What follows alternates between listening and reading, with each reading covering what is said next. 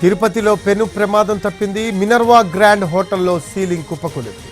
Room number 314లో భక్తులు stay చేసిన సమయంలో సీలింగ్ ఒక్కసారిగా కూలిపోయింది. ఈ ప్రమాదంలో 2 భక్తులకు గాయాలయ్యాయి. ఈ ఘటనకు భక్తులు భయాందోళనకు గురయ్యారు. రంగంలోకి దిగిన పోలీసులు, ఫైర్ సిబ్బంది భక్తులను సురక్షిత ప్రాంతాలకు తరలించారు. హోటల్ను తాత్కాలికంగా సీజ్ చేశారు.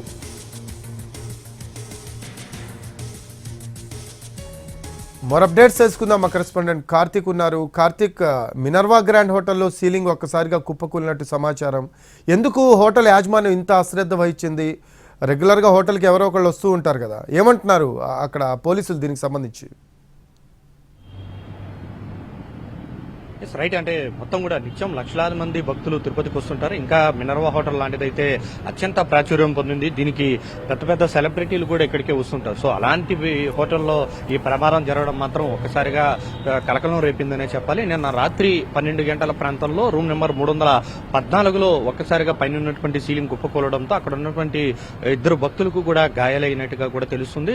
దీంతో ఒక్కసారిగా వాళ్ళందరూ కూడా బయటకు పరుగులు తీశారు. వాళ్ళ అరుపులకి లోపల ఉన్నటువంటి మిగతా స్టాఫ్ అందరూ కూడా ఏదో జరిగిపోయిందనేటువంటి ఆందోళనలతో అందరూ కూడా బయటకు పరుగులు తీసినటువంటి పరిస్థితి. దీంతో పోలీసులు రంగప్రవేశం చేసి అక్కడ ఉన్నటువంటి వారందరినీ కూడా బయట వేరే హోటళ్లకు అందరినీ కూడా తరలించినటువంటి పరిస్థితి. అయితే ఈ హోటల్ అయితే ఇది ఇప్పటిది కాదు, గతంలోనే 1992 ముందు నుంచి ఉండి గోవిందా గోవిందా లాంటి సినిమాలో కూడా ఈ హోటల్ మొదట్లో ఊరవసి అనే పేరుతో రన్ అయింది. దాని తర్వాత రీమోడలేషన్ చేసి హోటల్ మినర్వా పేరుతో కూడా గత కొన్నేళ్లుగా కూడా నడిపిస్తున్నటువంటి పరిస్థితి. అయితే అప్పటి నుంచి కూడా పూర్తి స్థాయిలో ఈ యొక్క బిల్డింగ్ నుంచి పురాతనమైనది కావడంతో ఈ ఘటన జరిగినట్టుగా కూడా తెలుస్తుంది. అయితే ఒక్కసారిగా కూడా పైనుంచి మొత్తం పైకప్పు మొత్తం పడిన వెంటనే లోపల ఉన్నటువంటి భక్తులందరూ బయటకు రావడం కూడా జరిగింది. అయితే పోలీసులు వచ్చాక మాత్రం అందరినీ బయట పంపించి ప్రస్తుతానికి హోటల్ అనేది కూడా సీజ్ చేశారు.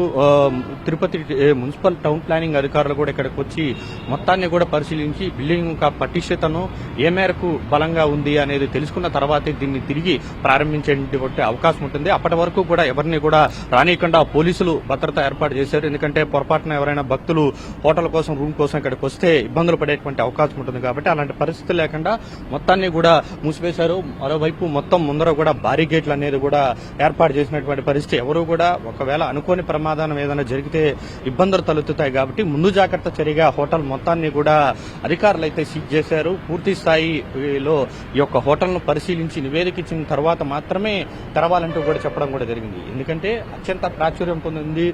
ఇటు రైల్వే స్టేషన్ కి తిరుపతి మిడిల్లో ఉన్నటువంటి ఈ హోటల్లో ఎలాంటి ప్రమాదం జరగడం, అది కూడా హోటల్ సిబ్బంది నిర్లక్ష్యం, అక్కడ ఉన్నటువంటి హోటల్స్ నిర్లక్ష్యం అయితే చాలా స్పష్టంగా కనబడుతుంది. అంత పెద్ద రూలింగ్ పైనుంచి ఒక్కసారిగా పడిపోతే ఎవరు కూడా వెంటనే కూడా స్పందించలేదు. భక్తులు మాత్రమే భయపడి భయాందోళనకు గురి అందరూ కూడా ఒక్కసారిగా కూడా పరిగెత్తుకుంటూ వచ్చారు. ఏదో జరిగిపోయిందనేటువంటి ఆందోళనలో అందరూ కూడా ఒకసారికొకరు అందరూ కూడా తోసుకుంటా బయటకు వచ్చినటువంటి పరిస్థితి. అయితే ఇప్పటికే టౌన్ ప్లానింగ్ అధికారులు, ఇతర బిల్డింగ్ నిపుణులు అందరూ కూడా వచ్చి పరిశీలించిన తర్వాతే ఈ హోటల్ను తిరిగి పునఃప్రారంభించేటువంటి అవకాశం ఉంటుంది.